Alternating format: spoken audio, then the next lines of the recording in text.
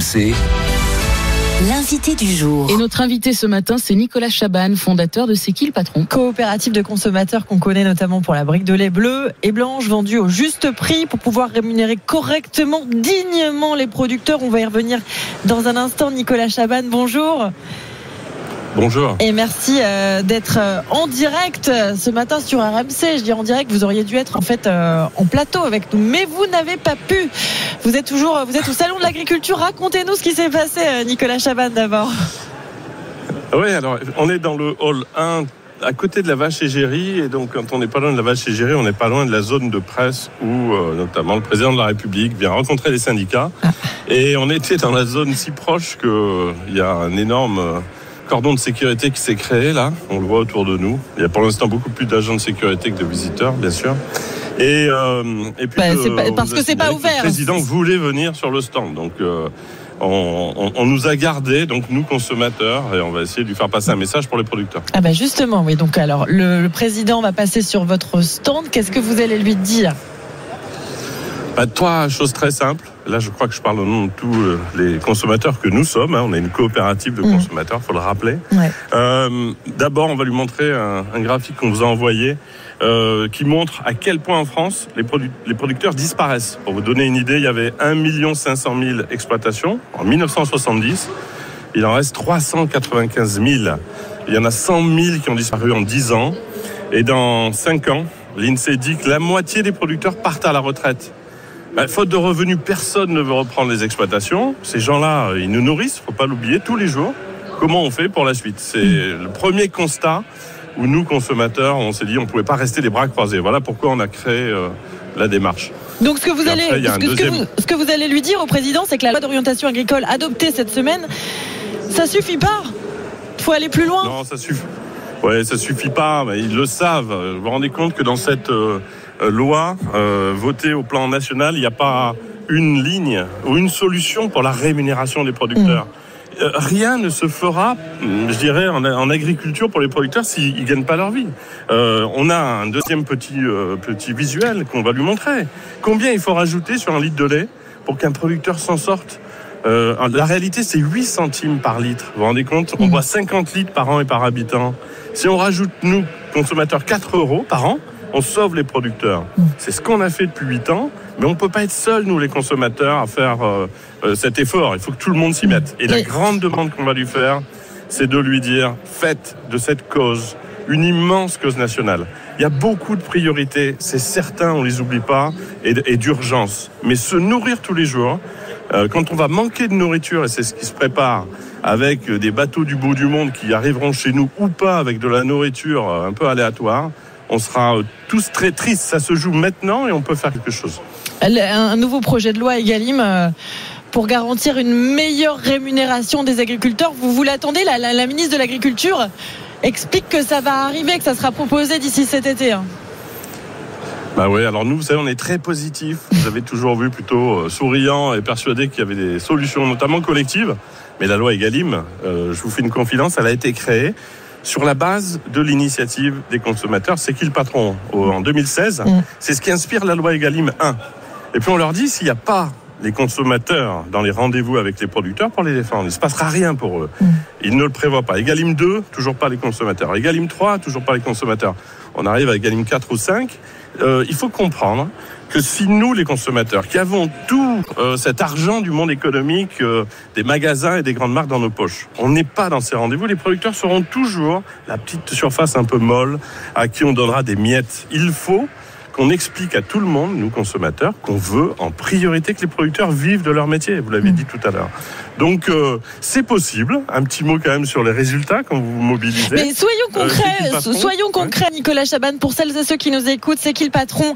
C'est donc cette coopérative de consommateurs créée en 2016 avec l'idée de mieux rémunérer les producteurs. On connaît la brique, je le disais, bleue et blanche, vendue 1,27 €. Sur 1,27 €, qu'est-ce qui revient aux producteurs ? Et comment est fixé le prix exactement ? Le juste prix dont vous parlez sur vos emballages ?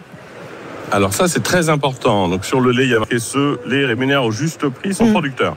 Nous, en tant que consommateurs, on estime qu'il y a une seule personne qui peut donner son prix d'achat nécessaire, c'est le producteur. Il faut arrêter d'avoir des intermédiaires ou des gens qui expliquent à leur place combien ils gagnent. Donc nous, consommateurs, on se tourne vers eux tous les 3 mois en leur disant est-ce que la rémunération demandée est juste pour vous ? Et là, récemment, ils nous ont dit il nous faut 54 centimes par litre. C'est la plus haute rémunération de France pour eux. Et vous savez quoi ? Tout le monde s'est dit peut-être que ça va faire trop cher à l'arrivée. Le lait est à 1,27 €. Il est le plus vendu de France hors MDD. Donc vous voyez, nous en tant que consommateurs, si on est sûr que le producteur gagne sa vie, si les centimes lui parviennent, et si c'est lui qui décide de son prix de vente et personne d'autre, c'est un grand succès. C'est ça aussi qu'on veut expliquer à tout le monde et aux autres marques. Que les consommateurs ont aussi un rôle à jouer. Ouais, il a un rôle. On est les patrons. C'est qui le patron ? C'est bien tous ceux qui amènent par leurs actes d'achat cet argent à tout le monde. Mais nous, on ne veut pas que ceux qui bossent dur dans le lait, c'est 2 traites par jour, du lundi au dimanche. C'est-à-dire que c'est pas facile ce métier. C'est pas possible de nourrir les autres et de ne pas arriver à se nourrir soi-même. C'est ça le message des consommateurs. C'est devenu la marque nouvelle la plus vendue depuis 10 ans, c'est qui le patron, ce qui montre que ça marche. Il n'y a pas une marque qui se vend plus parmi les nouvelles marques que celle-là. Donc il faut qu'on se rassemble, mais vraiment tous autour des producteurs, mais que le monde politique, que les marques fassent leur part. On ne peut pas tout faire en tant que consommateur. Et alors vous vous lancez et notre avenir dépend de ça. Et alors vous vous lancez dans les fruits et légumes. Oui, parce que c'est toujours le même principe dans notre initiative. Les producteurs nous appellent. Fruits et légumes, je fais vite. Un fruits et légumes sur 2 vient de l'extérieur. Dans les cerises, 30% des producteurs ont disparu parce qu'ils ne gagnent pas leur vie. Ils arrachent leurs arbres. Pareil pour les pommes.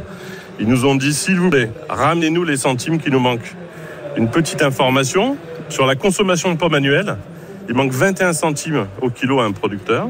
On en mange à peu près 13 kilos par an. Ça veut dire que ça nous coûte 2,40 € par an pour sauver des producteurs. Et donc c'est ce qu'on va faire pour la cerise, la pomme et d'autres légumes. On va essayer de faire le maximum, mais ce qu'on voudrait, c'est que tout le monde s'y mette. Voilà. Il ne faut pas que c'est qui le patron, ça devienne Coca-Cola. Il faut que ça devienne une impulsion qui fait que tous les autres acteurs payent au juste prix des producteurs. D'ailleurs, je suis allée sur votre site internet. On peut en ce moment se prononcer sur les cerises que vous allez proposer, dire si on veut absolument qu'elles soient cultivées en France, donner notre avis sur le niveau de rémunération, justement pour le producteur, le calibre, la maturité. Et le résultat de ce sondage va déterminer ce qu'on va retrouver en rayon en mai, c'est ça ? Oui, là on vote actuellement. Il y a aussi un emmental qui arrive pour aider d'autres producteurs de lait. Et sur les cerises concrètement, c'est des questions toujours très simples. Est-ce qu'on est prêt à rajouter ? Je vais vous dire ce qui manque à un producteur de cerises pour qu'il arrête d'arracher ses arbres. Il lui manque 1,50 € par kilo. On en consomme 400 grammes par an et par habitant. Ça veut dire que si on rajoute 60 centimes par an, il s'en sort. Donc on a la possibilité de répondre à des questions très simples. La maturité, on va jusqu'à l'emballage, la façon de le cultiver. Et une fois qu'on a décidé, nous, consommateurs, de ce cahier des charges, ça devient le cahier des charges des cerises, c'est qui le patron, les cerises des consommateurs. Et on est sûr d'une chose à chaque fois, c'est que le producteur, il a le sourire quand on achète ses cerises en rayon. Et Nicolas Chaban, dernière question, qu'est-ce que vous dites à celles et ceux qui nous écoutent ce matin et qui disent moi j'ai pas les moyens, je suis au centime près? Ouais, vous avez raison de le dire. Mais il y a une nouveauté qu'il faut avoir à l'esprit. Il y a 30% de familles en France qui ont du mal à nourrir leur famille. C'est pas possible de leur parler même de quelques centimes ou euros par an. Ça, il faut pas les oublier. Il faut trouver des solutions pour elles. Le gaspillage alimentaire, à mon avis, en est une. Mais on doit pas oublier les 70% d'entre nous qui peuvent rajouter 1, 2, 3 euros par an. Ceux-là, ils avaient même pas la possibilité de les faire. Là, on fait un petit rééquilibrage. Il y a des produits, quand tu les achètes, le producteur à l'autre bout, il gagne sa vie, il continue de te nourrir et de nourrir ta famille. Donc, que les 70% puissent le faire et qu'on trouve des solutions pour les 30% de familles, évidemment très en difficulté. Merci beaucoup Nicolas Chaban d'avoir été avec nous ce matin sur RMC. Je vous laisse profiter de ce salon. Je vous souhaite bon courage. Et donc bon entretien, pas de souci. Et bon entretien donc avec le chef de l'État. Vous nous raconterez. Merci beaucoup d'avoir été avec nous en direct du salon de l'agriculture ce matin. Le salon qui va ouvrir donc à 9h. On y reviendra. On sera en direct avec Cyprien Pézeril du service politique d'RMC dans le journal de 9h de Victor Pourchet. Vous restez avec nous dans un instant. Le petit déj média de Rémi Jacob. À tout de suite.